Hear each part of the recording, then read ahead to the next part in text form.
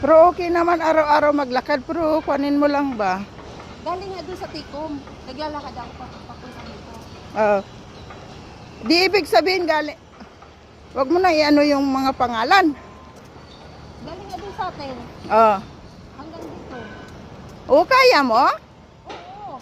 Dalawang beses nga. Isang umaga at isang gabi. Ah, grabe. Pag out ko, tapos bago ako pumasok. Kaya maaga akong napasok. Ay, ibig sabihin, sa umaga at hang gabi, uwi mo ganun din. Oo. 6:30 ako ng umaga nag-walking. Hala. Papunta dito. Tapos, pag lumabas ako ng maaga, alas 2, Ah. hanggang doon sa Lusate, lakad ako galing dito. Ah.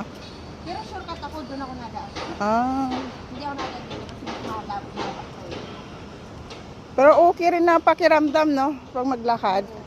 Kasi nga, grabe na yung timbang ko. Dati, 63 lang ako. Ngayon na lang, ay doon na, pwede nang ibenta. I-try mo magkaano ng siya. Maganda. Yun na yun ang kinakain ko, palawid gutom. Pagkakainom na ako noon, hindi na ako nagugutom. Tapos nilagyan ko pa ng sagi.